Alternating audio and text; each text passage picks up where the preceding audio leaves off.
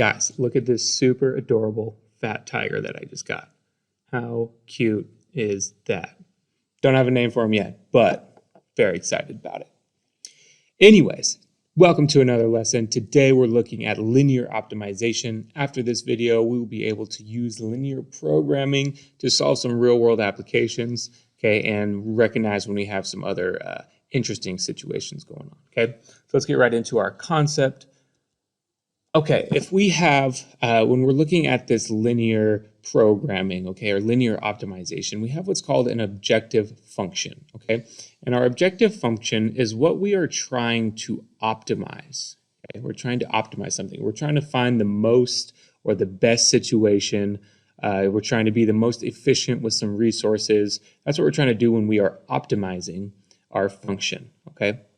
So what we do is we're trying to find a maximum and minimums of our objective function to find what really when we're finding the best case for us, when we're using the least amount of resources, when are we gaining the most amount of money, okay? So this linear optimization is very applicable and very handy, especially if you're, say, a business owner or someone, okay? You can do yourself a lot of good by a little linear optimization, okay? So I notice here, or we have here, that we have max and mins at the vertices of our constraints. Now you're probably thinking, what is that? Okay, well, you're going to be given a function, okay, that's your objective function, and then you're going to be given a list of constraints, and it's going to look like a bunch of inequalities is what your constraints will look like, okay? So what you'll do first is you're going to go ahead and graph the boundaries of those constraints, okay? Notice I said boundaries because what you'll be given, say, would be like x is greater than or equal to 2, okay? And you could go ahead and graph that. Graph that would be a vertical line, right? And so that would have some sort of shaded region to it, right? Okay, so first thing you want to do, though, is graph the boundary of that. So you'd graph the line and then figure out which side of the line to shade, right? Okay, so if I have some hypothetical boundaries graphed here, okay, I'm going to erase this because that is not in our hypothetical situation here. What we have here is where all of your shaded regions of your boundaries where all of them kind of cross each other, okay, we call that our feasible region, okay? So for here, we'll say this blue boundary was shaded this way, and this green boundary was shaded this way, and this purple boundary was shaded this way, and our red boundary was shaded this way, okay? So where all of those shaded regions connected was right here in the middle where we have shaded blue. Okay, so we call that our feasible region, okay? And right here where we say our max and mins of our objective function are found at the vertices of our constraints, that is just where all of our constraints are connected, okay? Or where they are intersecting each other, where the boundaries are intersecting each other, okay? So I want you guys to think of when we're optimizing this function, okay? We really have some function, and think of it as kind of going through my feasible region. So say this is my hypothetical f of x, y. Okay, it's kind of just working its way up or down my feasible region, and you'll see that where it hits our vertices is where I'm going to have a potential max or min. Okay. So that's kind of the concept we're working with. The process that we have, okay, is just this three-step process. We're going to graph the region of our system of constraints. So that was what we have here. We're going to find the vertices, the coordinates of our vertices, which I have here. In this example, we have 4 of them. And then we're going to evaluate the objective function at the vertices coordinates, okay? So whatever these coordinates are here in blue is what we would evaluate our objective function at, okay? So this probably is a little bit better explained with some examples, so let's go ahead and take a look at a few right now. Okay, our prompt is to find maximum and minimum values of the objective function f of x, y, and at what values they occur with the given constraints, okay? So like I said, you're given some function, that's what we have here in red, that's our objective function, okay? And you're also given a list of constraints. Those are going to look like a bunch of inequalities, which we have here in blue. These are my constraints, all 4 of these, okay? So our first step is to go ahead and graph our constraints. And when we do that, we're going to get a graph that looks something like this, okay? So now I got to think about where each of these is shaded, okay? So here we have the equations matching each one of our boundaries, okay? And then this is which way they are shaded, okay? So we have to kind of look and see where are all of my shadings kind of coming together all at once, okay? Where are they all intersecting in the same area? And we find that that's going to be in this little triangle right here, okay? So in this little triangle is where we are going to be looking at for our feasible region. Okay, so if I go ahead and take a closer look at this triangle, I need to find out what the coordinates are of the vertices, okay? The coordinates of our intersecting points I have here. I have one at 0, 8, one at 0, 0, and one at 4, 0. Okay, I'm just going to shade in the feasible region again. Okay, so now comes to our third step. We want to evaluate our objective function, okay, at these vertice points, okay, at these points, at these coordinates. Okay, so let's go ahead and put a little table together for this. Okay, so I'm going to create a table. In the first column, I've got x, y. Okay, those are just the coordinates of my vertices. Okay, just the coordinates there. So I've got 0, 0, I've got 0, 8, and I've got 4, 0 here. Okay, just 3 intersection points. So 3 points that we're going to evaluate our function at, our objective function. Okay, so here I've just got my objective function, and I'm just going to go ahead and plug in my x and y values into the objective function, okay, at each one of those points. So at my first point, 0, 0, I plug in a 0 for x and a 0 for y. At my second point, 0, 8, I plug in a 0 for x and an 8 for y. And at 4, 0, I plug in a 4 for x and a 0 for y, okay? Now when I do that, I get actual values for f of x, y, my objective function.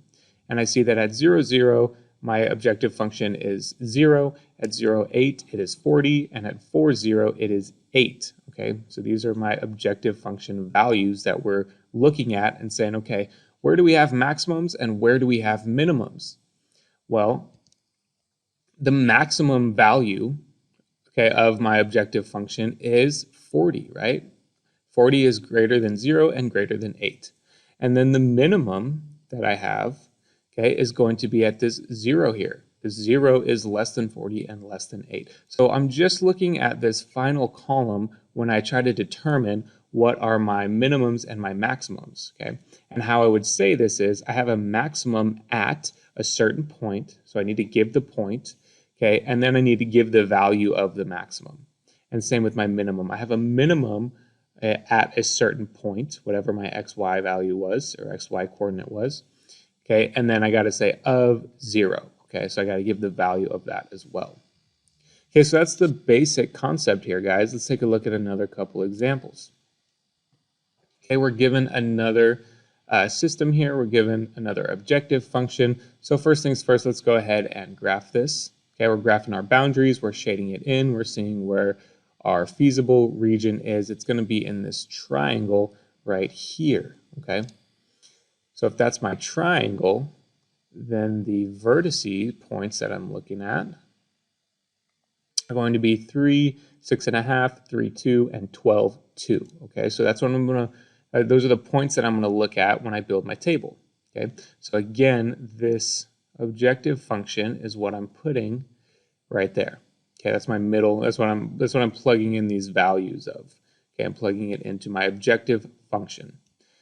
Okay, so when I do that, it looks something like this. So for our first one, I'll plug in a 3 and a 6.5 for my x and y, and then 3 and 2, and then 12 and 2. And now I just need to take a look at my f of x, y values, my objective function values. And I noticed something interesting here. I've got 2 of the same maximums, right? I've got 2 of the same maximums. Okay, so what those points are at, that's at this point right here, and at 12, 2, that's this point right here. Okay, so when I have this situation, it's actually true that at all points along this line, I'm going to have a maximum for my function. okay? But all points along that line, I have a maximum for my function. So what I need to do then is figure out, go ahead and erase this, figure out, since this boundary here is this first boundary that I have, I'm gonna go ahead and solve this for y, because I need to come up with an equation for all of these maximum values here, okay? So if I solve this for y, then I get y is equal to negative 1/2 x plus 8, okay? And then now I need to think, okay, is it on all values of this equation here that I have these maximums? Well, no, it isn't, because when I get past y or x equals 3, I'm no longer, right? And when I get past x equals 12, I'm again no longer touching my feasible region. Okay, so the domain of this region right now that I'm looking at is just 3 is less than x is less than or equal to 12. Okay, so how I would write my final answer here, okay, because I have a maximum along this whole segment of this line, I have a maximum of 64. Okay, again, got to give that point there, that value, okay, at all points on, and then I'm going to give my equation that I found earlier. So I've got y is equal to negative 1/2 x plus 8 for the domain that I have where it's touching the feasible region. Okay, so again, this is at x is 3, this is at x is 12. Okay, so from 3 to 12 on that line, I have a maximum for my objective function. Okay. And then here, the minimum's a little bit easier. I just have a minimum of 28 at the point 3, 2. It's going to be right here. Okay. So this is a situation where we have multiple maximums, and you can have multiple minimums just the same. Okay. So we just need to figure out what the equation is of the segment that we are having these maximums or minimums. And then instead of giving a point, we're going to give the equation for that segment as well as the domain or the inputs for that segment, okay? Okay, let's take a look at one more example here. We got a bit of a word problem here. Okay, employees of a warehouse work 8-hour shifts. There are 2 different shifts they can work: the day shift from 8 a.m. to 4 p.m. or the second shift from 2 p.m. to 10 p.m. Employees earn $11.50 per hour for the day shift and $13 per hour for the second shift. The day shift must have at least 35 employees, and the second shift must have at least 25 employees. For the overlapping time from 2 to 4 p.m., there must be at least 65 employees working. Okay? So we've got 2 things we're going to do. We're going to write an objective function and a list of constraints that model our given situation. And then we're going to determine how many day shift and second shift employees should be scheduled to optimize labor costs. Okay? And we're optimizing labor costs. Just going to underline that for a second, okay? All right, so let's think of some variables here. So I've got x and y, where x is the number of day shift employees and y is the number of second shift employees, okay? And we're creating them like this because when I look at determining how many day shift and second shift employees should be scheduled, well, that makes sense then that our variable should be in terms of the number of day shift and the number of second shift employees, okay? And we're optimizing labor costs, so my f of x, y is going to be in terms of labor costs, okay? So f of x, y is going to be equal to, okay, this is how much, $92 is how much one day shift employee would make in an 8-hour shift, okay? So I've got the amount that they make in an 8-hour shift, and then this is the number of people that they have, or the number of employees working on that shift. Okay, and then 104, that is just our $13 per hour times 8 hours. Okay, that's how we got our 104. And then our 92 we got by saying 11.5 times our 8 hours. Okay, so that is our amount of money that is earned per shift per employee, right?